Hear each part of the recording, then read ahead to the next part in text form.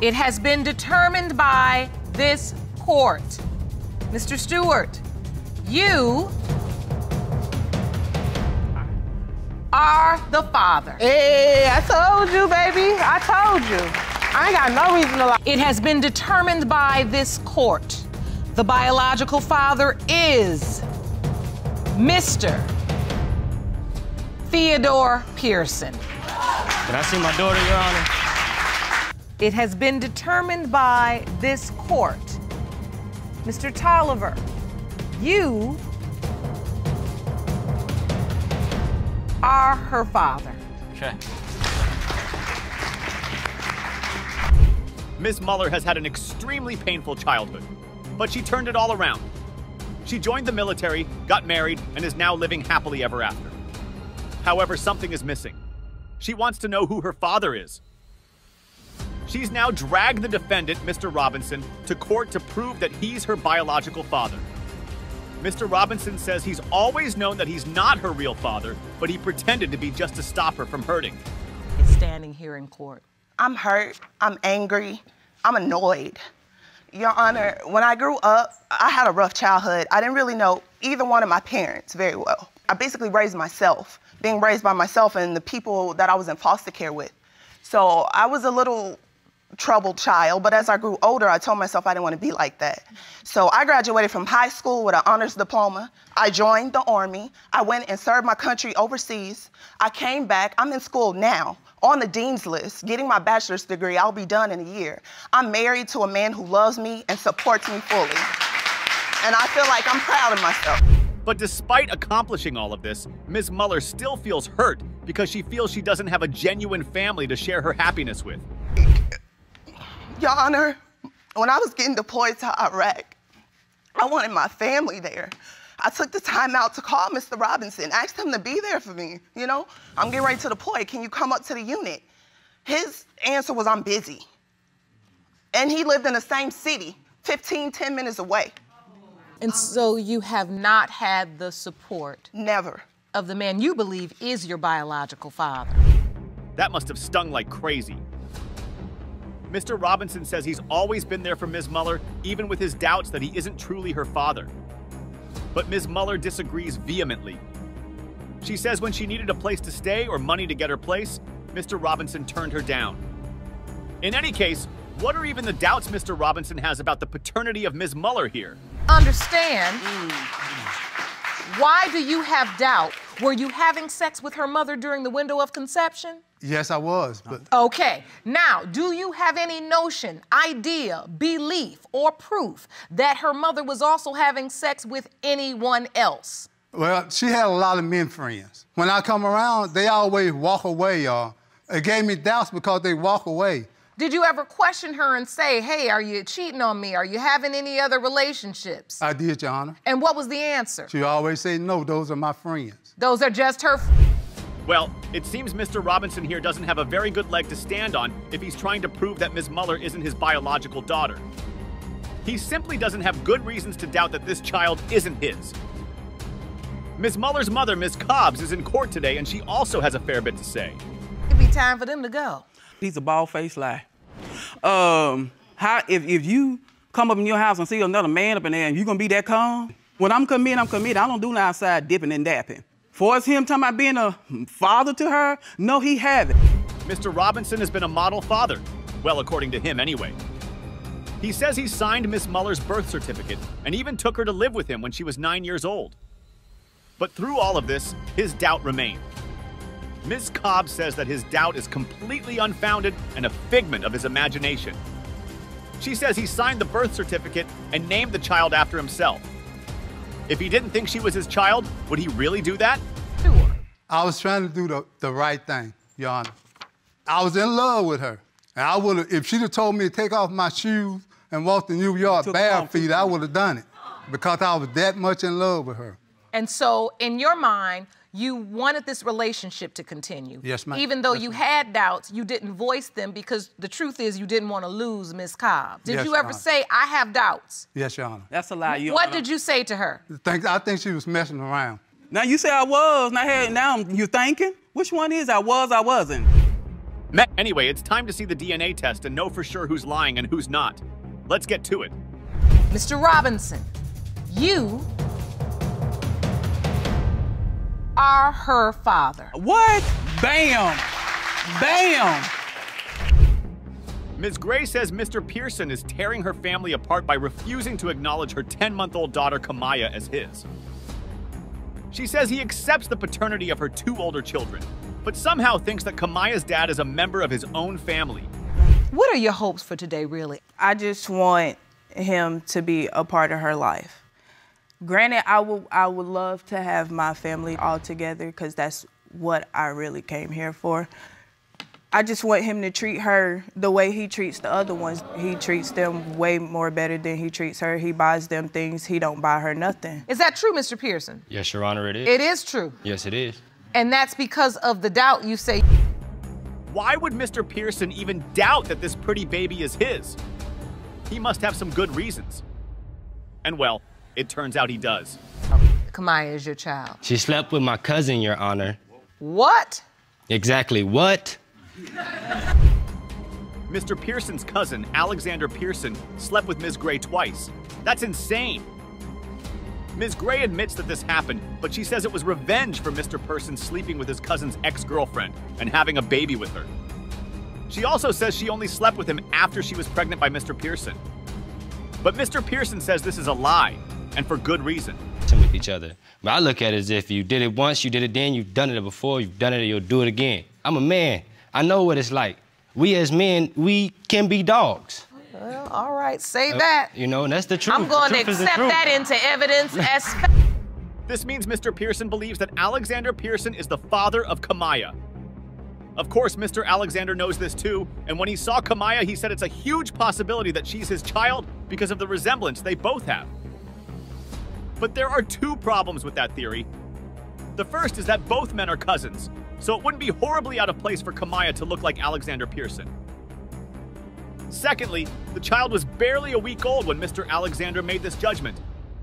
Did he see that resemblance when the child was barely a week old? Let's hear from Mr. Alexander Pearson himself. To the family. At first, no, she was like, she's pregnant, and I was like, well, do you know who it is? And she was like, it's your cousin Theo. But when the baby was born, me and my cousin saw the baby, and we had our own judgment as he thought, since he already knew about me sleeping with his baby mama, he thought, well, that I could be the father, and I thought that maybe I could be the father too, because look at the baby. And so I asked her, I said, do you know if I'm the father or not? And she said, well, if it's anybody, it's just between you and your cousin. That's interesting. Ms. Gray insists that Mr. Alexander Pearson isn't the father, but at the same time, she told him to get a paternity test. Doesn't that mean that she believes that there's a tiny chance that he could be the father? To make it worse, Mr. Alexander Pearson has counted back the dates from the last time he slept with Ms. Gray, and he insists that he could be the father of Kamaya. Or he could be trying to complete his revenge on Mr. Pearson by having a baby by his baby mother, the same way Mr. Pearson had a baby by Alexander's ex-girlfriend. Who knows? Something don't add up here. Mr. And Pearson. my whole thing was, if it's happened once, like she said, it's happened several times. If they build that relationship then, how could it not have been built beforehand? He was just sex. It was revengeful. No, it is no just sex. It was a revenge. There's no relationship. Every time I've laid down with a woman, I've had to build some sort of relationship with her. That's you. Correct? You Correct, can have officer? sex with somebody and not show no type of feeling. Oh well, let's get the DNA test results and see who is the father of Kamaya. Is it Mr. Pearson or Mr. Alexander Pearson? It has been determined by this court. The biological father is Mr. Theodore Pearson. Can I see my daughter, Your Honor? Mr. Tolliver is here with his girlfriend today, and he's the defendant in this case. He's 100% certain that Ms. Allen's daughter Novella isn't his, and he's in court to prove it. He says he even has very strong evidence that will help him prove his claim. What can you prove? I've tried to get her to do a DNA test. For instance, just the other day, said she's not going to do the test. Really? Okay, that may sound interesting, but it's not proof of anything. There are loads of reasons Ms. Allen might not want to carry out a DNA test. And maybe one of those reasons is that Novella belongs to another man. But that alone is hardly a smoking gun. He's the reason why. I honestly do not want to go take a test by myself with him. And he don't want to be around my family. Wait a minute, now you laid down by yourself with him? Now you can't go and get a DNA test by yourself? I've never heard of such. I just don't feel comfortable around him. But you don't have to be present at the same time to get the DNA testing done. She texted. That's a great point, Judge Lake. Is there another reason behind Miss Allen's refusal to get a DNA test? Or is it just regular stubbornness from her? Anyway, Ms. Bowl, Mr. Tolliver's girlfriend, says that Ms. Allen often sent Mr. Tolliver needy texts saying she misses him and wants to be with him. Mr. Tolliver adds that Ms. Allen is always coming back to him whenever she breaks up with her boyfriend or has an issue with him. I want to make sure I understand. You two were in a sexual relationship at some point, yes, am I correct? Yes. Was it during the window of time that Novella was conceived? Yes, ma'am. How long were you together? It's a couple months, not long. It wasn't a heavy, steady relationship. We weren't. So you weren't committed? Yeah, we was committed. We seen each other on the weekends every now and again. It's not like we were living in different. Well, there you have it, folks. If you live in a different country from someone, you cannot be in a serious relationship with them or even get them pregnant. Them's just the rules. Well, according to Mr. Tolliver, anyway. Of course, Mr. Da Rules Tolliver made sure not to use protection with Mrs. Allen every time he slept with her. But as you know, that cannot result in a pregnancy. Because he and Ms. Allen lived in different counties. Them's just the rules. Did you use protection? No, ma'am. But she told me that the day before that her ex-boyfriend she just broke up with, they had intercourse that night. The night before. I did not tell you that. Okay, that's what you said. No. Okay, so the day you met her, she says, I had intercourse with my boyfriend, my ex-boyfriend last night, and then you had intercourse with her that night. Yes, we were having drinks and talking, and I don't want to hear about that. You know, I don't want to hear who you had sex with, but I mean, you know, alcohol does that. Alcohol opens people up. That's what she told me. And I mean, the first night we met, you know, we had sex. Seems like Mr. Tolliver here is a real charmer. However, he doesn't quite believe in his charms because he says he isn't the only one Ms. Allen has given it up for on the first night. But what all of this means is that Mr. Tolliver had unprotected intercourse with Ms. Allen during the window of conception, and he could be one of the fathers. For some reason, Mr. Tolliver can't seem to grasp that tiny fact easily. And it's on the Facebook. What are these pictures of, Mr. Tolliver? That's Miss Allen with the guy she was seeing at the time that she's telling me that. So this is her in the hospital having birth, and that's the man there on the phone in the corner. Her boyfriend, or she's telling me that that's going to be Novella's father. When did she tell you this? Right after the pregnancy. So you weren't there on this day, the day she delivered? No, ma'am. Hey guys, if you want your baby's father to be involved in their life, the one thing you should probably do is invite them to the delivery room when you give birth. If you don't invite them, and then send them a text message saying another man will be the baby's daddy, don't be surprised if they never step up and you find yourself on paternity court years later. Again, dem's just the rules. Mr. Tolliver, of course, now has very predictable ideas about this man that Ms. Allen got with after she met him. So let me ask you this. Do you believe that this gentleman is potentially Novella's biological father, or do you feel like this is just someone she's using to get back at you? I don't know. It just seems to me like that's a very good chance that he is the father. When you got pregnant, were you dating anyone else at the time? No. Did you call Mr. Tolliver and tell him you were pregnant? Yes, I did. What was his response? I called him when I was in the doctor's office, told him I was pregnant, and his basic response was it was not his problem, it was... Oh well, Mr. Tolliver has been set on not being the father of Novella from the very beginning. And this story about not going to the delivery of the child just seems to be an excuse. Anyway, let's end this and see who the real father of Novella is. It has been determined by this court. Mr. Tolliver, you are her father. Okay. Are you happy? A little bit, yes, ma'am. Just a little happy. Well, I mean, I've always wanted a kid, but the other thing is, though, I mean, now I want Rachel to understand this. I'm going to be in the baby's life, but, you know, I know you said you're over me, but We're done with the going back and forth, okay? It's going to be a bit hard to know who's telling the truth here. Mr. Meyer says that Ms. Fisher here is a serial cheater who was sleeping with numerous men during their relationship. And as such, he's sure he isn't the father of her second child, Xavier. Ms. Fisher, on the other hand, argues that Mr. Meyer abandoned her and the kids after she had his second child and is now refusing to take responsibility for that child. Here for the second time, again in court.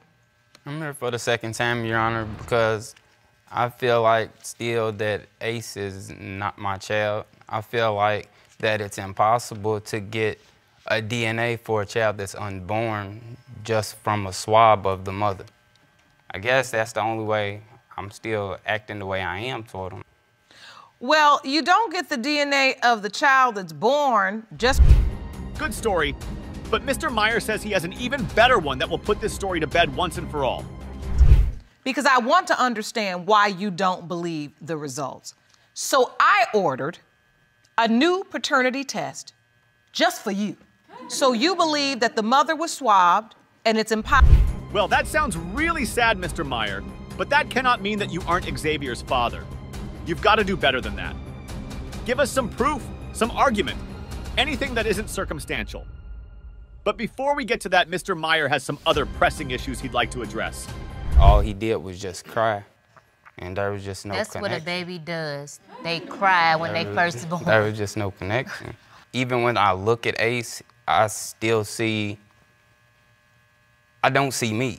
So what part of this situation relates to the fact that you don't believe the prenatal testing results? Now he think Mr. Haynes, my fiance, is...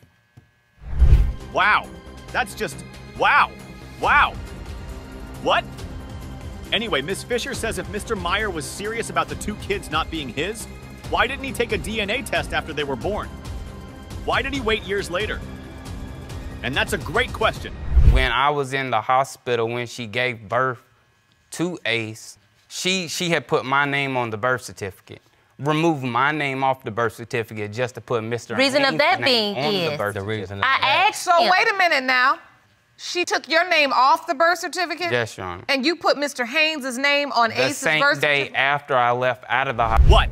What's going on here? Why was Mr. Meter crying? Does he not have any strong evidence that shows that Ms. Fisher cheated on him? What's happening? Let's give Mr. Meyer another try to make his case. Like, they give you a piece of paper in the hospital, and you have to fill your information out on that. And so what is this you submitted to the court? That's just the birth certificate that the hospital gave me that I could take home. And Oh, that's on the the thing back of that comes- that's what he signed. So in the record, he has no father. It's nobody's name on his birth certificate, really. But if you've already determined...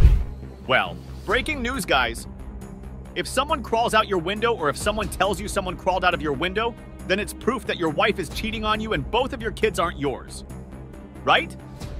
Of course not. Mr. Meyer doesn't have any evidence to prove his wife cheated on him, and it's little wonder the DNA test results confirm what we all knew from the beginning. In the case of Mason versus Malone, when it comes to 5-month-old Ace Marcus Mason, it has been determined by this court, Mr. Mason, you are the father. Again. So, that's your son. You need to just start taking care of your son. And I'm start going bonding the with your same- son. The same way I do with the other two. Ms. Dallas says that the defendant, Mr. Stewart, is the father of her newborn son, Lamar, and is shocked that he's denying being the child's father. She says what's even more shocking is the fact that she just discovered that he's leading a double life. Mr. Stewart claims that Ms. Dallas has been far from faithful, and baby Lamar has a lot of other potential fathers. Casually. Yeah. Okay. And we always had to get a room, you know, and I used to ask him, like, you know, I'm tired of going to the room, you know, can we go to your house? You said you have a house, you own it. And he was like, you know, I have unwanted company there. So I'm like, unwanted company? I'm like, you got a girlfriend? He like, no. I'm like, you have a baby mom there? He like, no. I'm like, you got a wife? And he was like... Oh, so Mr. Stewart is the originally unfaithful one. This sounds interesting. Let's hear what our man, Mr. Stewart, has to say about that. Wait, you were basically out acting like a single man. No, I wouldn't act. Yeah. Yes. Yes, Your Honor. Sorry about that. I'm glad you just went on ahead and Your told Honor. the truth. I had to think about it. Okay, so you were out there acting like a single man, but you were married. Yes, Your Honor. Were you getting a divorce then? I wasn't in, I didn't have it filed, but in my head, yeah, I was getting a divorce. In your head. That means you... Mr. Stewart is married and was cheating on his wife with Miss Dallas, and then presumably got her pregnant. And now is on paternity court to sort out the paternity of the baby involved. This is what happens when you cheat on your wife. Miss Dallas, once you found out he was married, did you have second thoughts about dating a married man? Yes, I did have second thoughts, but once everything started hitting the floor, like, I was already pregnant. You know what I'm saying? I love Cedric, you know, and he was telling me, like, I'm gonna do the divorce, we're gonna have a house, you know, all this, we're gonna raise our son together, you know. I was believing him because that's all I had to do was believe him, you know? So he had you high off the promises and drunk off the dream. That's great. Mr. Stewart has some pretty strong reasons why he believes that this child Lamar isn't his. Let's see if they hold any water. Like, when he got here, he don't look like me. Look at his hair, he look mixed. He don't look mixed. Look mixed. All babies come out with fine hair, and I'm pretty sure So everyone that got at children what knows that. point do you have to come clean with your wife about this baby? I told her. Picture of the Because strip. when me and I still Cedric were got the supposed to pictures. be together, Roberta sent me a picture of him and Cedric in the bed. Now, Cedric has my name tattooed on him. She sent me a picture. She sent me a picture of him and her in the bed naked together. This just gets messier and messier and messier. And it's about to get even messier because Mrs. Stewart is also in court and she has a fair bit she wants to say. And oh, Mr. Stewart here has no kids with his wife, but has 3 kids with previous relationships. And yes, he's been married to Mrs. Stewart for 10 years. Just a heads up. Miss Stewart, you're claiming that what you've presented to the court are messages which indicate she was not just entertaining your husband, but multiple men. Yes. That's not true. Well, I definitely see plenty of interaction between Miss Dallas and various men. Those inboxes are what they send me. You don't see nothing of me sending nothing back to them. I can't help when nobody send me on Facebook or whatever they asking me. So, Miss Stewart, you believe that Miss Dallas was having sex with multiple men. Exactly. In addition to your husband. Okay then, now we've got some hard evidence to talk about. Let's see what Miss Dallas says about this. Were you intimate with anyone else around the time baby Lamar was conceived? No. Anybody else? No. Well, then the case is settled. It's time to see who's been lying and who's been telling the truth. What does the DNA test say? It has been determined by this court. Mr. Stewart, you are the father. Hey, I told you, baby. I told you. I ain't got no reason to lie. Ms. Kavanaugh is in court today with her mother, and all they want to do is prove the paternity of Miss Kavanaugh's 3-week-old son, Malcolm. The women claim that Mr. Bowles here is the father of Malcolm, however.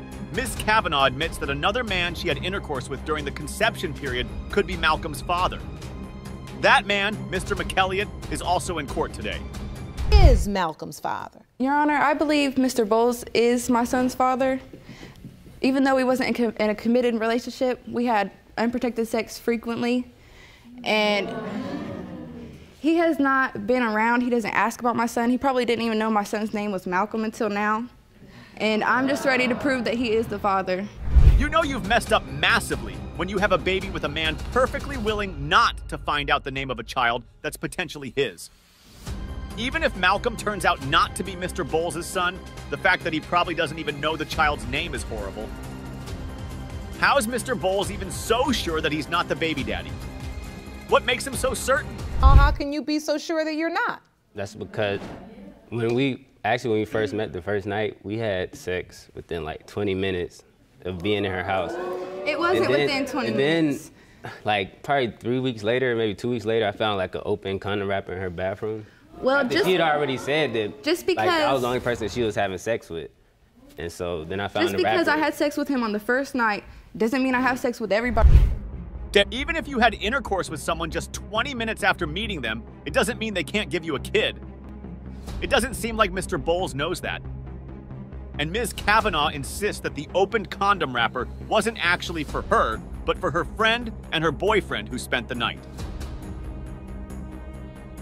Now, Mr. Bowles says that Ms. Kavanaugh told him at the time that she'd used the condoms with her ex. Yes. When you find out, who do you tell? Your Honor, I told him.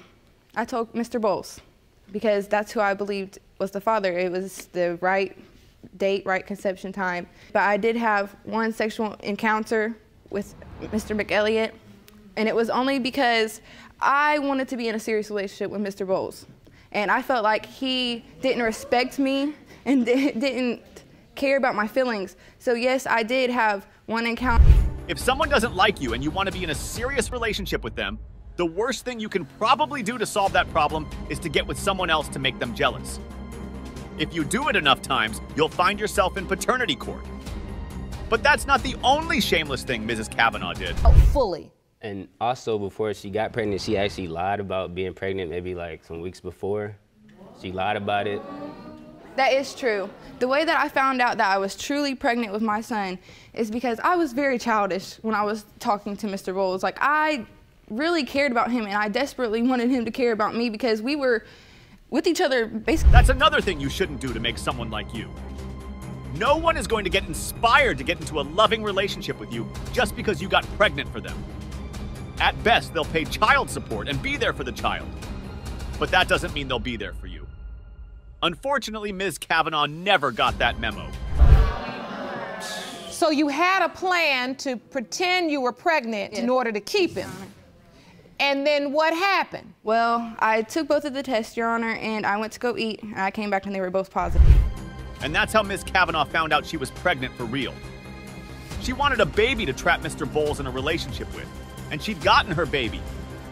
The only problem she had was trapping Mr. Bowles. Like, when I was pretending to be pregnant or trying to be pregnant, I don't think I understand fully the responsibility that I do now. Yes. So because it's a lot of responsibility, yes, isn't it? It's hard. And I'm very proud of her. She's really stepped up. We've heard a lot from Mr. Bowles and Ms. Kavanaugh.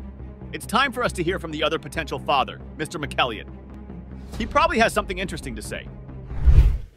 My relationship with Ms. Kavanaugh, I would say, is a very special one. Me and her, we met, I got her number. I called her that evening and offered her to go a movie. We hooked up and went out to eat or something like that. But ever since— So you took her on dates and courted her and treated her like a lady should be treated? Always. So on one hand, we have Mr. McElliott, who says he wants to be the father of Malcolm because he wants to be with Miss Kavanaugh. And on the other hand, we have Mr. Bowles, who says he hopes he isn't the father and never wants to see Mrs. Kavanaugh again. Hopefully one of them turns out to be the father and we can bring this chapter to a close. Let's see what the DNA results have to say about that. The first result we have is from Mr. McElliott. Mr. McElliott, you are not his father. You can see that this hurts Mr. McElliott. Of course, this means that Macomb has to belong to Mr. Bowles, right? Mr. Bowles, you are not his father. Oh, sorry. Calm down. Right? So who is the father of Ms. Kavanaugh's child, Malcolm? Well, to get answers to that question, we actually have to check out another appearance of Ms. Kavanaugh on paternity court. Ms. Kavanaugh is in court again to find out who the father of her child, Malcolm, is. This time, she brings along with her a good friend of her mother, the defendant, Mr. Spence. Mr. Spence here says he had intercourse with Mrs. Kavanaugh once after repeated attempts from her to sleep with him. And now he says there's a good chance he could be Malcolm's father. The mother's friend? Yes, Your Honor. I know how bad it sounds. It is bad. I started calling him up, asking for like rides, to the grocery store, to get stuff from my house. And subconsciously, I was trying to try to seduce him. I was wearing inappropriate things around him. And why were you doing this? In all honesty, I was drinking a lot. And I don't know if I did it for like, you know, a challenge. At least Kavanaugh is smart enough to know how badly she messed up to be in this predicament. Mr. Spence says he is just a friend of Miss Kavanaugh's mother. So this isn't a case where Mr. Spence was sleeping with them at the same time. It was like she said, came over a couple of times. She was in inappropriate gear. The first time, I shunned it off. Second time, I said, hey, watch yourself. Third time, it's starting to look good. And the third time's the charm, isn't it? The fourth time, there was a lapse in judgment, and now Mr. Spence could be Malcolm's father. Interestingly, Mr. Spence says he was intimate with Ms. Kavanaugh just once. So if he really is the father of the child, then that's really amazing. But Ms. Kavanaugh disagrees. Time, Ms. Kavanaugh? Your Honor, I do not believe it to be once. It was at least twice, but that's just how Ms. Kavanaugh says she thinks Malcolm looks a little bit like Mr. Spence, but she's unwilling to make a judgment on his paternity with that. That's really smart, Ms. Kavanaugh. But what it also means is that there is at least one other possibility that Ms. Kavanaugh isn't telling us about. If the two other men she tested weren't Malcolm's fathers, then Mr. Spence has to be. Unless there were other men in the mix. And now, that would be extraordinarily irresponsible. It's insane to have up to 4 potential fathers for your child. It's like, I thought Mr. Bowles was the dad. Well, after the court, I started thinking, well, he could be a possibility that Mr. Spence is the father. And I texted him, and I asked him, when was the last time we had sex? He told me it was the end of October. And when was Malcolm born? So when you do the maths, it's a real possibility that Mr. Spence is Malcolm's father. Mr. Spence's friend and Miss Kavanaugh's mother, Mitchell Kavanaugh, is in court today to say her piece as well. One can only wonder how she felt to know that her very good friend slept with her daughter. Good friend. It was very devastating, just because the relationship was inappropriate. I felt betrayed. Well, anyone would feel betrayed too to learn their friend was having that sort of fun with their child. Interestingly, Ms. Kavanaugh says she questioned her daughter and Mr. Spence because she noticed some chemistry between them, and they both denied that anything happened.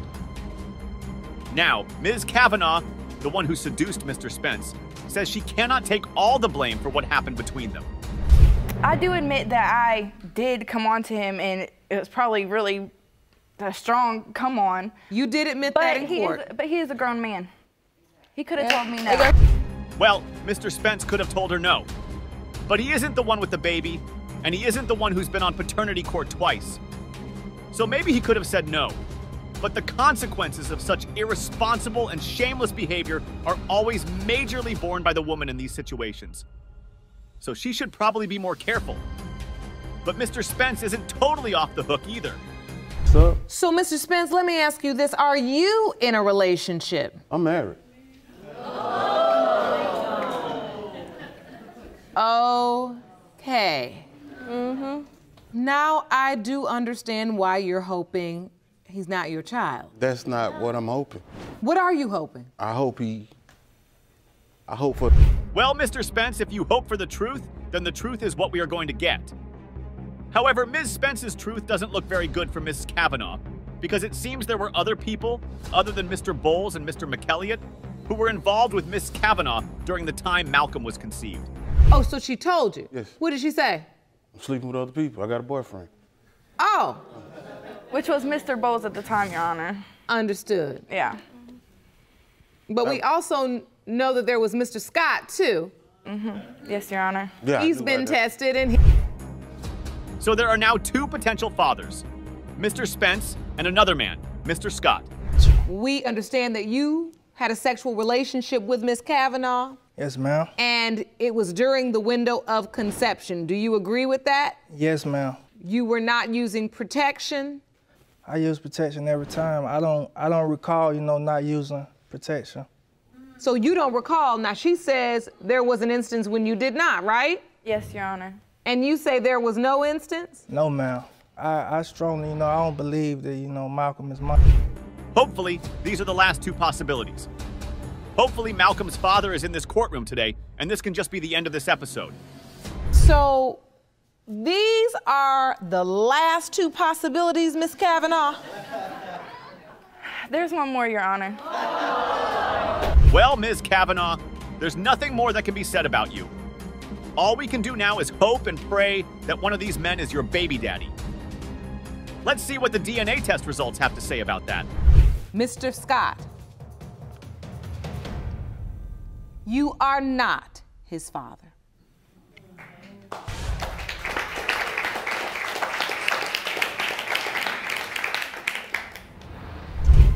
Okay, that was a bust. Hopefully the next one won't be. Hopefully Mr. Spence will be the father. Mr. Spence, you are not his father. Ms. Seaton is in court today because she believes her mother committed paternity fraud and lied to her about the identity of her father. She was raised believing one man is her father, but she now knows that another man is her dad. Ms. McPeak says this is a lie and that her ex-husband is her daughter's father, not Mr. Bryson, the man Ms. Seaton thinks is her real father. Well, Your Honor, I just want to start by saying I haven't seen her talk to this woman in 5 years, almost 5 years. The reason that I haven't seen her talk to her in almost 5 years is because she's a liar. I was raised to think that a man named Jesse Seaton was my biological father. He signed my birth certificate, he cut my umbilical cord, and he was awesome. I have since found out that there was another possibility that Mr. Bryson could be my father. That's a very candid and straightforward testimony from Ms. Seaton. Ms. McPeak also has choice words for her daughter. My daughter doesn't care who she hurts at all. She's a very cold-hearted person, and she just does not care who she hurts. Have you lied to her about her father? No. They could have had DNA when I had her, but Jesse and them all didn't want DNA. So evidently he must have thought he was the father because he didn't want no DNA. Well, maybe, but that cannot be the reason Jesse Seaton is her father, right? You can't say someone is another person's father just because they didn't dispute it. Yes, fathers don't dispute the paternity of their kids, but that lack of dispute isn't the reason they are their kids' fathers. Right off the bat, it looks like Ms. McPeak is hiding something here. You know what? There's probably a good reason why mother and daughter haven't seen or spoken in 5 years. Back in 2011, I had complications and I needed a blood transfusion. My mom was supposed to make it to the hospital. She never showed up, whatever the reason was.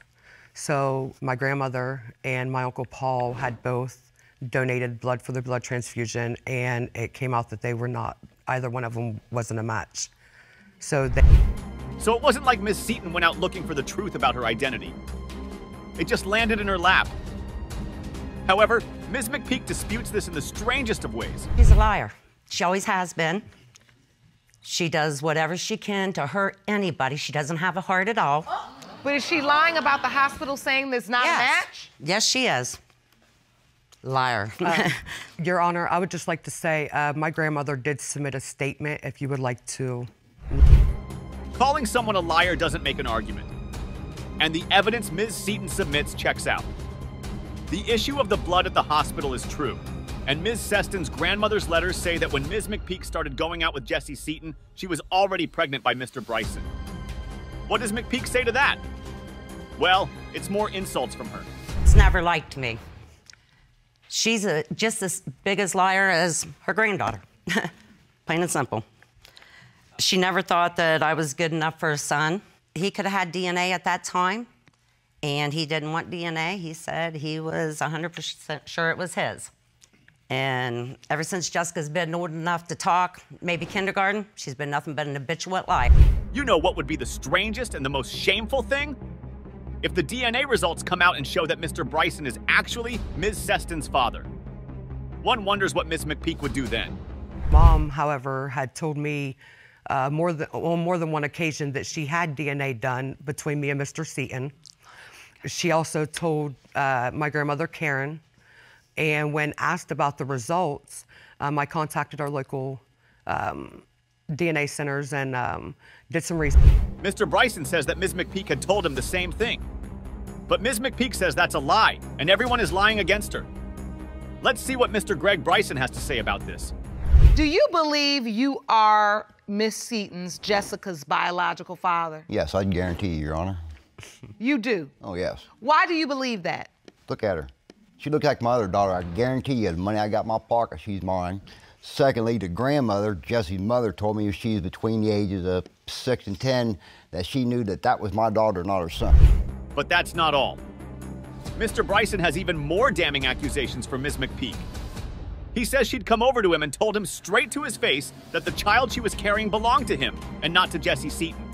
You were the only one she was having? Oh, no, Your Honor. There were several other men she had been with. I found this out later on. But, you know, it's, How many men did you find out she was with? 4. Wow. But, you know, it's the kind of thing, without being rude to anybody and anybody taking anything offensively, there are those people that need multiple men for multiple things. This young lady was one. Phew! That's a lot to unpack. Let's see if Mr. Bryson is really telling the truth about the paternity of Miss Seaton. And let's see if Ms. McPeak is the biggest liar in the courtroom or the biggest victim. It's time for the DNA test results. To determine paternity, 2 tests were performed. One was a DNA test between Ms. Seaton and her uncle, Jesse Seaton's brother, and one between Ms. Seaton and Mr. Bryson. It has been determined by this court. The biological father is Mr. Bryson. Thank you. Where was you all your life? You lie. I never once. It's okay. Just hug your daughter. Okay. Yeah, Arthur Ellis and Eugene Ellis have brought their mother to court today to learn who their real father is. That's because they recently learned that their mother, Ms. Shivers, slept with both their father and his brother. So their uncle could actually be their biological father. Ms. Shivers admits she did this and is in court today to find out who fathered her boys and beg for their forgiveness. Phew! We were at a family gathering, you know, just having some drinks or whatever, and Uncle Ronnie came up to me and said, "You know I'm your son. You know you my son, right? You know, so." Yeah, it was basically like a family get-together. It was a family function. You know how people get when they, you know, indulge or whatnot. I guess he, you know, he overindulged and the truth came to light, you know, so he approached my brother. It's not the truth. Well, believe whatever you want to believe. okay, we're leaving the door open. Believe what you want to believe. Assume what you want to assume. Yeah. He assumes Ronnie's. Ms. Shivers admits that she slept with both brothers because she had no choice and nowhere to go. Now, one of her sons, Arthur Ellis, believes he is his uncle's son, and the other son, Eugene, says it's possible because their father treated Arthur differently while he was alive. He didn't even write me that much when I was in jail, but he wrote him, you know, send him money, you know, so that made me feel some type of way as well, you know. Unfortunately, we had to take a trip down the road, and my dad, my father, he wrote me more than he did my brother, you know what I'm saying? And you don't do that. If that's your child, you know, you're supposed to be there through thick and thin like my mom, you know. I heard from her every day of, you know, that place or that situation, but when we were in that situation, he didn't reach out to my brother at all, not really, like, at all. That's really cold. And it's true, Arthur Ellis deserves to know the truth. On the flip side, the man who could be Arthur's father, Ronnie Ellis, has always shown him more love than his actual supposed father. Eugene Ellis, on the other hand, is sure of his paternity. Look at me, and you look at my dad. I mean, if you had a full body shot of my dad, I'm slim like my dad. I'm built like my dad. My features like my dad. Arthur is big. This is a big guy right here. Uncle Ronnie is big. That's a big guy right there. You know, they broad. I'm skinny. I'm slim, you know. Well, his hair is different from my hair. I mean, if we got the same dad, okay, wouldn't you think that his texture, his hair would come out the same as mine? Because I got... Yeah, Eugene might be sure of who his father is, but his mother isn't that sure. She has reasonable and credible doubts about who Eugene's real father is. And Eugene is finding this out in real time right in paternity court. Well, Your Honor, I was married to another man before I left and went to Detroit, and that's when I got pregnant with Eugene, so. Do you feel there are reasonable, credible doubts as it relates to Eugene as well? Yes, Your Honor. That's insane.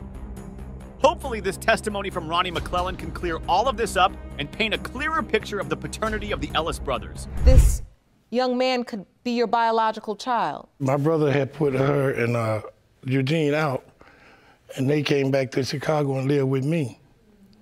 And while they were living with me, she said we only had sex once. She must have meant we only had sex once sober. You hear me? That's what she must have meant, you know? Because she can't even remember the first time, you know? But you remember. Oh, boy. Really? No more details needed. Okay, so the potential father is between Ronnie McClellan and the now departed John Ellis. Hopefully there is no other potential father for Arthur Ellis. Ask you this respectfully, are there any other possible fathers?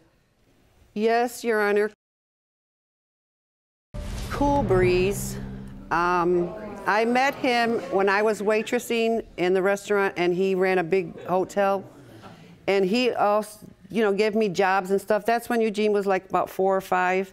We had a couple of little nights, you know, where we had a few drinks, and we did have intimacy.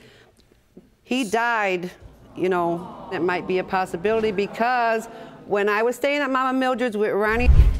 And there we have it, folks. 3 potential fathers for Arthur Ellis and 2 potential fathers for Eugene Ellis. We are going to check the results for Eugene first. John Ellis is your biological father. It has been determined by this court, John Ellis is your father. I knew that. I knew that. I knew that. I knew that. I said that from the beginning. I knew that. Look at me. Now let's check the results for Arthur and see whether Ronnie, John Ellis, or perhaps even this fellow Cool Breeze might be his potential father. Pertaining to whether John Ellis or his brother Ronald McClellan is your biological father. It has been determined by this court. John Ellis is your father. This is one hell of a paternity mystery. Trust me, guys. 3 sisters drag their mom to court to uncover the stories behind their birth. Trust me. The things they get to find out are beyond surprising. Stay tuned because this is going to be one hell of a ride.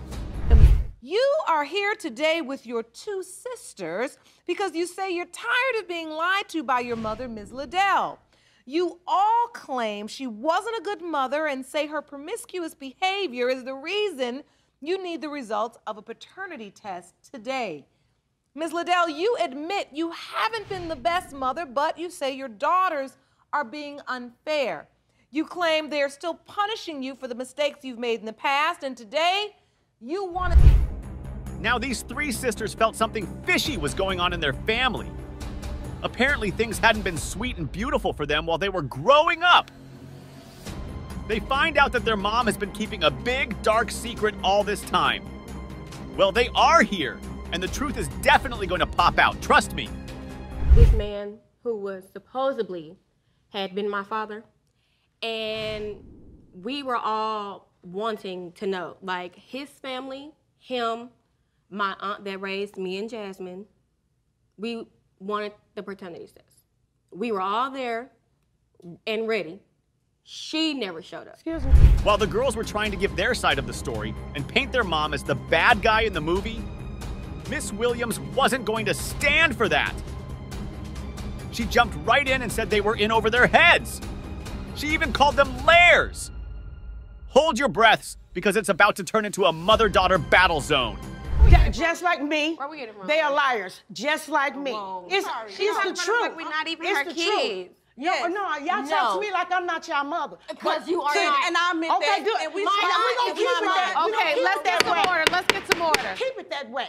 I want to understand this paternity issue. When you grew up believing that a certain man was your father? Yes. Okay, explain. Okay, when I was growing up, family members. Trust me, these sisters were here to fight their mom to the death. They weren't going to go easy on her. It almost felt like she wasn't even their real mother. The sisters go to talk about how they were treated differently as kids. My God, did they have a lot to say. Mother or father. He treats me more like a daughter than he treats Lisa, but I feel that he treats Jamie more like a daughter than he treats me. Even his side of the family, they don't exactly welcome me with open arms. So when you were growing up, you were told that he was your father as well? Yes. But did you have doubts? The doubts were just based upon the way he treated you, or did you hear whispers and rumors? All of the above, and also, it's a lot of her character traits that put doubts in my head itself, other than the whispers, other than all of that. Because of the life she was... It was about to become a bloodbath in the courtroom. These guys were here for no fun, believe me. They kept yelling at the top of their voices. It was impossible to make sense of what they were saying. If you ask me, I'd say they need therapy. Please take a chance to try to raise us. I was in 5 different homes. 5. How could I raise you when I didn't love myself? What was I She going to didn't do for try. you? I have Wasn't the nothing one I could do for y'all. You didn't try. Yes, sir. When I did try, when I did, wait a minute, y'all to love me. When I can do something for y'all, then y'all always, then y'all stab me in the back. Ladies, let's get some order, ladies. Let's get some order. Let's calm down. I know these issues. The crazy thing about this family was their mom wasn't hiding the fact that she was mischievous. Oh, trust me, she was fooling around with a lot of men. Her daughters? They wanted to rip her apart for not taking care of them as kids. Another shocking thing? She wasn't certain who their fathers were. Now that's just wild. Yes, Do you know who are the other people that could possibly be their father? I have a couple of people in mind. You know, like I said, I ran the streets, so I laid down with anybody. Mr. Williams has been tested. Yes, ma'am. And he's agreed to join us by video conference. Mr. Williams, we're here with Lisa, Jasmine, and Jamie. And we're talking about the circumstances regarding their paternity. Do you believe? Now their supposed dad was asked if he felt he could possibly be the father of the daughter. I promise his replies will leave you speechless.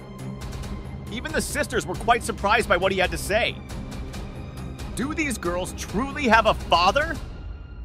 Your guess is as good as mine. He's y'all daddy. I always had the doubt in my heart. When I met their mom, she was living the type of lifestyle as a party girl, fast girl. I caught her in the act. One time I caught her in the car with a guy. Because you was watching my back. How was I gonna catch it if you was helping? Why did it take 23 years? That doesn't make no sense. Okay, ladies, let's get some order. Let's get some order. This is the man that you were told was your father. Correct. Yes. Now, he's expressed that he doesn't... Well, it's finally time to clear the doubts in the air, people.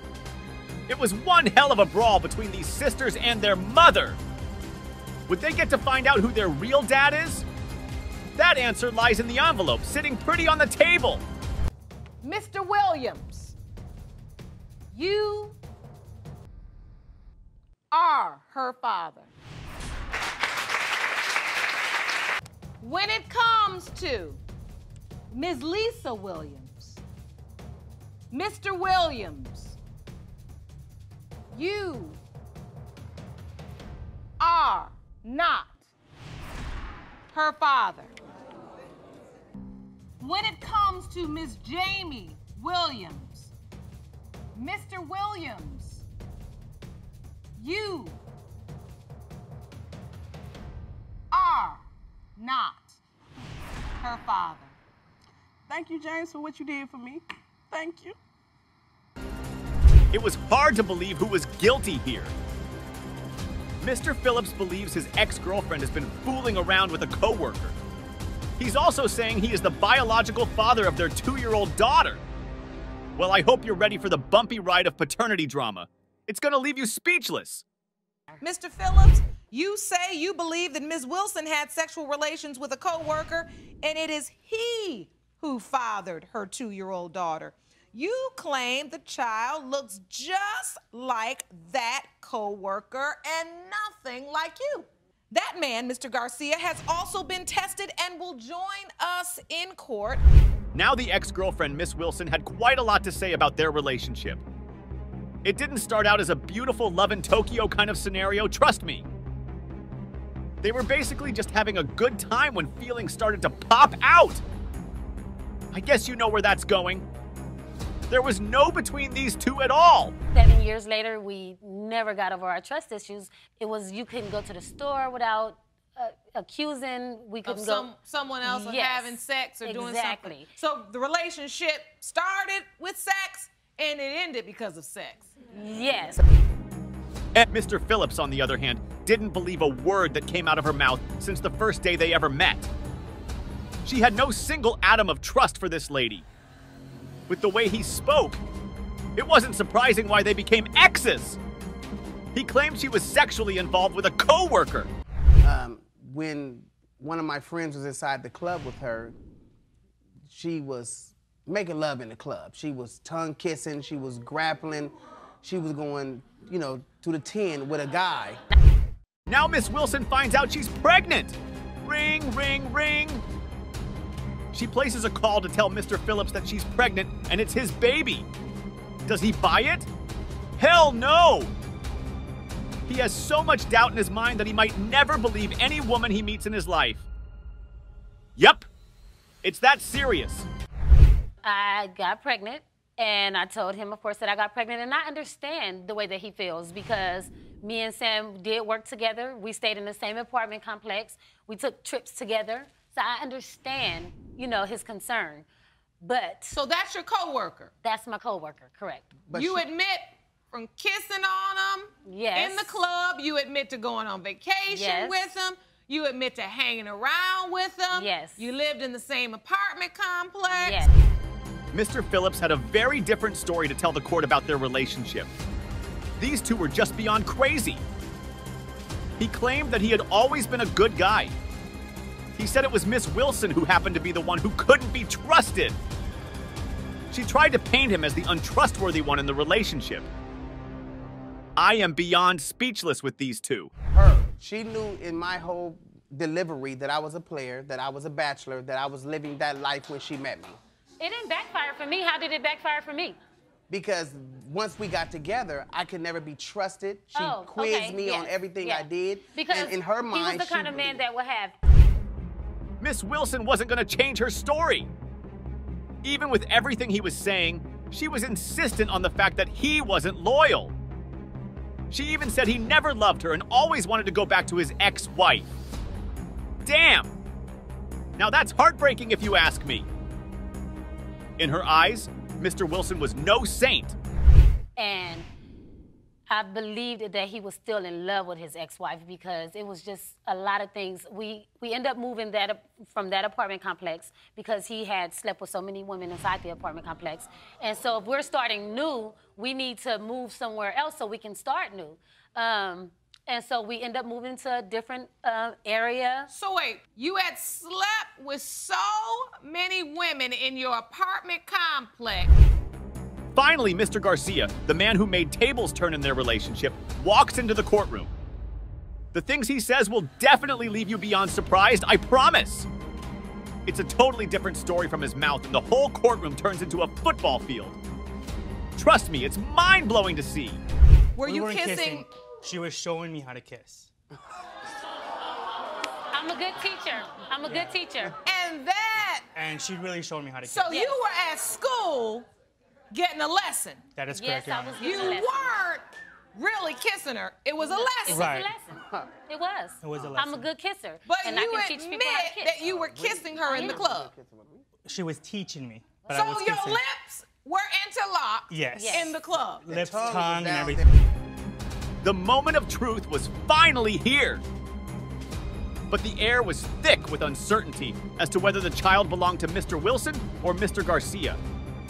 Time to see what the future holds for them. I hope you guys are ready. Mr. Phillips, you are her father.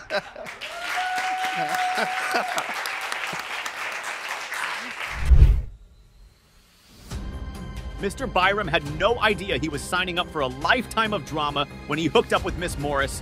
And my God, was their relationship more chaotic than a Mexican cartel. I hope you guys are ready for this baby daddy drama because it's going to leave you speechless. Trust me.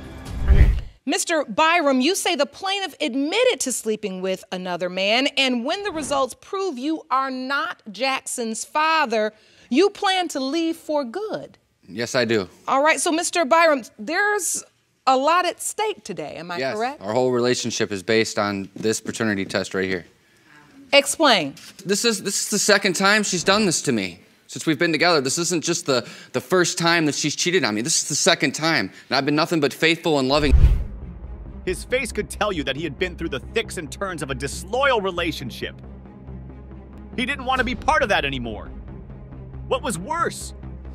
He wasn't even sure if he was the father of their child. Believe me when I tell you, it was a hustle with these two. To her since day one. Second time, it happened once. Ms. Morris, did you cheat on him? Yes, Your Honor. Now you're here saying he is the father of your 1-month-old child, even though you say I cheated. Yes, Your Honor. So, Mr. Byram, how did you find out about the cheating? How did you... Now, Mr. Byram, playing the detective role, had a funny feeling in his gut that his girlfriend had been messing around. He was hell-bent on proving it, so all his senses were alert like he was Spider-Man throughout their relationship. What he uncovered would leave you speechless. The window. And then that's when I started banging on the doors and the windows. And then I go in the house. He's hiding up in the attic of her grandma's house. Hiding in the attic? Yes, ma'am. Hiding in the attic up in her grandma's house. I told him, you gotta... How did you find him in the attic? I started searching the house because I had a feeling that they were together. Wow. Yeah. And so then what happened? He took off out of the house, and basically I just went home and got my...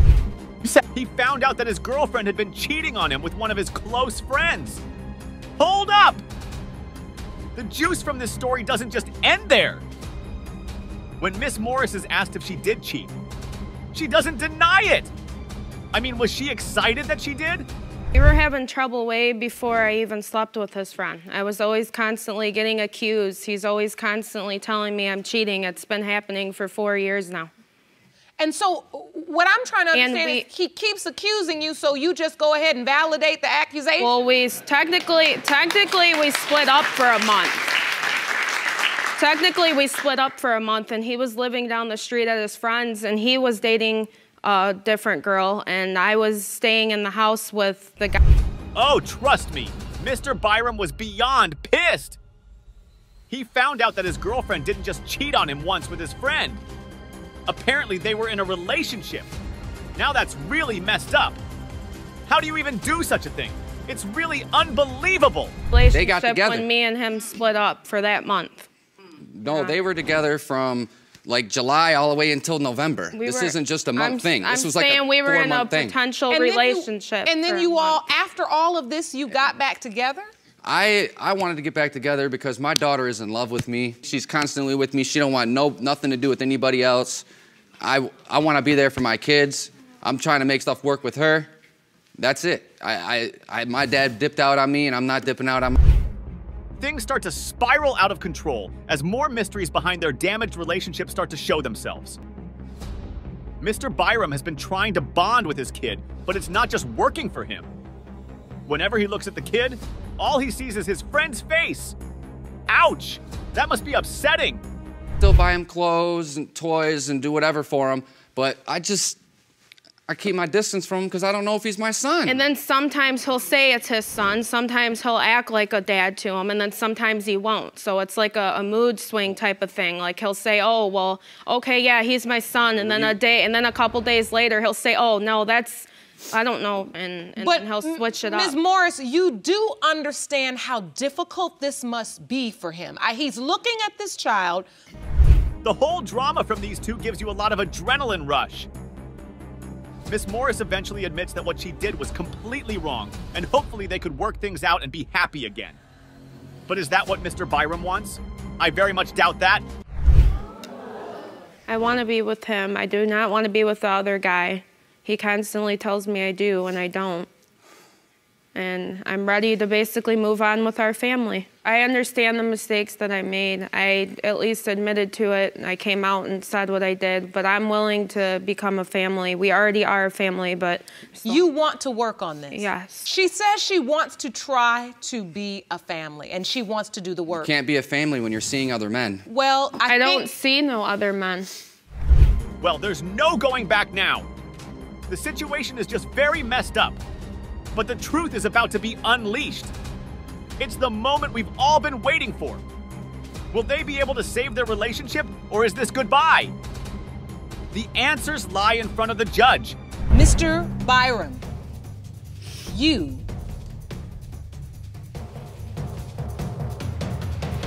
are the father. Yes.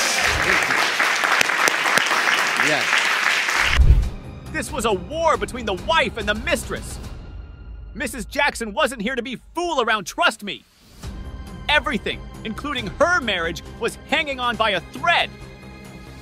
And she was determined to find out who the owner of the child was. I hope buckled in people. You'd be left speechless, I promise.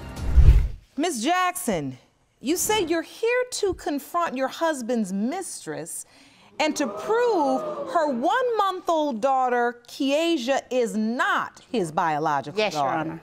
Furthermore, you say, if you learn today that the child is in fact your husband's, your marriage is over. That's right, Your Honor. Miss Lipscomb, you say that you have no doubt your child is her husband's daughter. You claim he had sex with... Mrs. Jackson, playing the role of an intuitive wife, had a feeling her husband wasn't being straightforward with her. By straightforward, I mean he was cheating. Yep, that's right, people. She decided to carry out her investigations, and trust me, she didn't like what she unveiled. Oh, Your Honor, and as we were standing outside talking, we were in the front of the building, and the defendant pops up in the car like she's Ricky Raccoon or somebody, Your Honor. Upon hearing my voice, I turned around and I went and knocked on the window. I asked her if she knew my husband. I called him by name. She said she did. She introduced herself as his girlfriend. I said, well, hi, girlfriend, because I'm his wife. Like, at that point, your role is kind of insignificant. Like, I'm his wife, nice to meet you. So she and I proceeded to talk. The courtroom started to get really heated up when Miss Lipscomb, the side chick, decided to speak up. The things she said in the courtroom were breathtaking. Looks like Mr. Jackson was in some serious trouble. Mr. Jackson, and she calls and the kids calls, that's how I know her voice is so high-pitched. You can hear her through the phone. But she was always labeled as my BM, which is my baby mother. BM does not spell wife. Wife is spelled W-I-F-E. Oh, she can spell, Your Honor. Wow. Okay. So it didn't dawn on me to ask, are you married now? Because if you're married now, why have you been living in a room for 3 to 4 months? And I have a key to your room. 3 to 4 months. I got clothes in your room. I'm at your room every day, every night. Your Honor, I'm in your room every day, every night. I've never seen this woman. I've never seen this. It felt like Mrs. Jackson and Miss Lipscomb were placed in a ring and told to fight till no one was left standing. These two women wanted to rip each other apart. As they continued to yell at each other, the craziest revelations started to unfold in the courtroom. Mr. Jackson is for sure in some real trouble. Your Honor, it was an impulsive decision, and I understand it was not the right decision, Your Honor. Stupid. But yes, I sent him to jail because I knew that he had some legal issues going on in another state. The next morning, I go to the room to find Miss Lipscomb laying in the bed crying. I like told she just you I lost was her going puppy. back to the room when Like you her was in the puppy car died. talking to me. I have belongings at that room. I'm going back to That's that not room, what and she I will said. not leave that room until the morning. All right. Bottom line, we've got a wife and a mistress fighting over one man in Jerome. I'm ready to meet this man. Like I said, Mr. Jackson was in some real trouble. He walked into the courtroom and both ladies wanted to cut him in half. Apparently, he didn't tell either of the women that they existed. Damn, Mr. Jackson, that's real smooth. Mind-blowing revelation. Mrs. Jackson was taking care of the baby.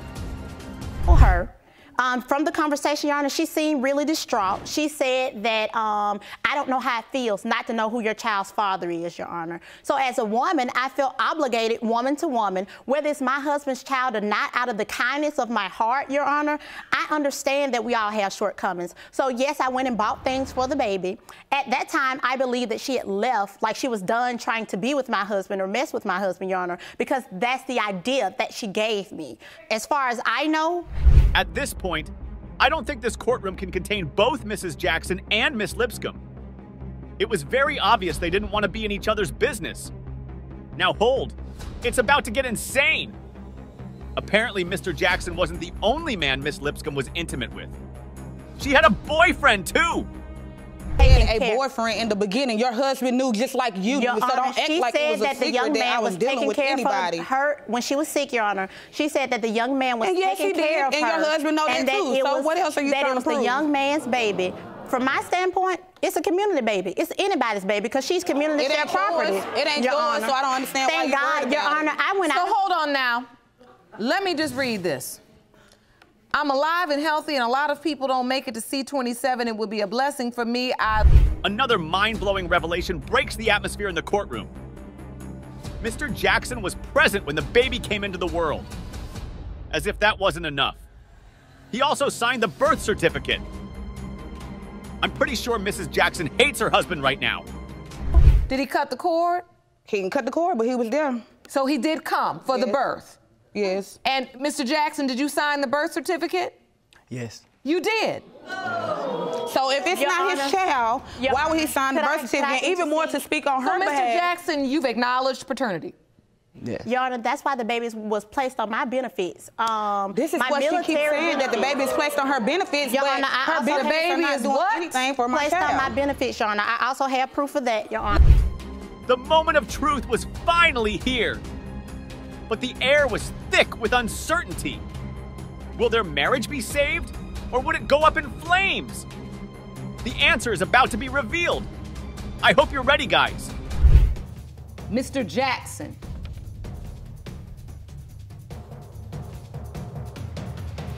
You are not the father.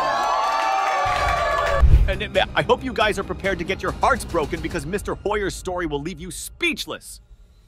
He tries to find his biological father, only to be told he died a long time ago. What's worse, his family doesn't want to have anything to do with him.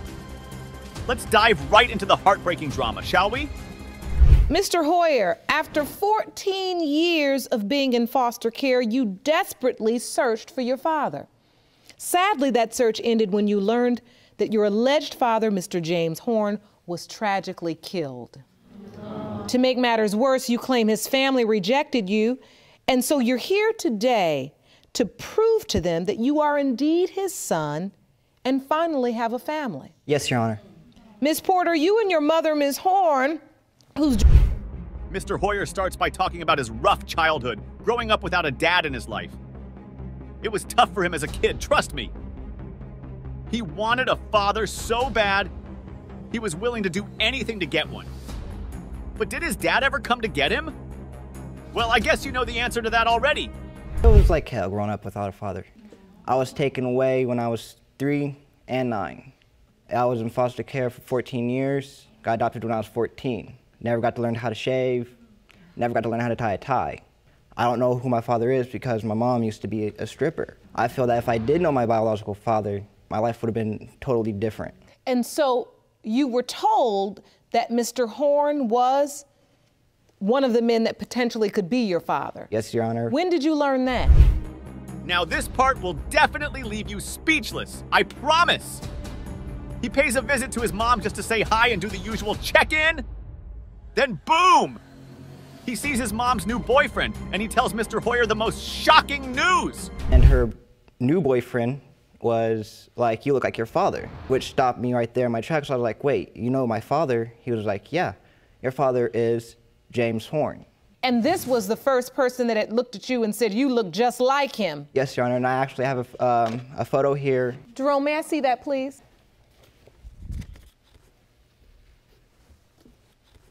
So this is a photo of the man you were told is your father. Yes, Your Honor. When you...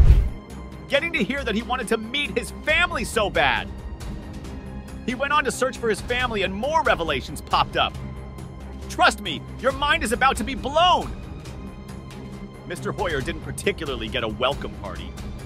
The grandmom, for sure, wasn't buying the idea of him being part of their family. Why? She said her son had no kids before he died. Crazy, right? Well, my son Arthur brought him in. And he said, I want you to see him. See, is this your grandson? And here's the word I said. I said no, because I hadn't heard it before. Because before my son left me, he said he didn't have any kids. And I'm going by what he say. Had your son ever mentioned Mr. Hoyer or Miss Gentry? No, ma'am. Miss Gentry, why is it they know nothing about you or your son? My parents, they never... Things started to look really shaky in the courtroom. Everybody's story happened to just not match what Mr. Hoyer was trying to explain. Here comes another shocking revelation. His mom says there might be another man who might be his father. Damn. It was a secret. I didn't even know I was really pregnant until I was 6 months. But like I have told my son, there is another man before this man. If you want more episodes of Paternity Court, make sure to subscribe and click on the notification bell. So what you're saying is you were open and honest with your son that you had also been intimate with another man. The courtroom is just tense. It's filled with so much suspicion because there's starting to be a lot of coincidences. Now Mr. Hoyer's mom says she took her son to his father's family and she got the surprise of her life. She was shunned out by Miss Horn, who happened to be Mr. Hoyer's alleged father's sister. It's a really messy situation right now, believe me. I'm like, that's not my brother's child. Get out of here. I mean, we was trying to keep our cool, but this is not my brother's child. And why were you so sure? He didn't look nothing like us. Nothing. Didn't have no resemblance of my brother. And we still grieving and trying to find out what done happened to my brother. I said, no, get out of this house and don't come back. And you remember that day? I remember Now the alleged father's sister was beyond furious because Mr. Hoyer's mom said some really awful things about her brother before he died. Oh, trust me, you could see it in her eyes that she was beyond upset. But when she told him anything about my brother, it was awful. She told him he was a crackhead. She told him he was a drunk. She told him he wasn't no good. My brother was an upstanding. Excuse me, did I ever tell you that? Yes, you did. No, I did not. I remember the first day. I remember the first day I asked. I was about 4 years old. All I said is your father is dead. That's all I said, and I left it at that. He went to the store to get him some milk and some Pampers, and he got killed. Now that all made this last part all the more interesting, won't you guys agree? Well, results were in, and Judge Lake seemed about ready to deliver her final verdict on the mess these guys created. Let's find out who was the daddy. That Mr. Horn is not likely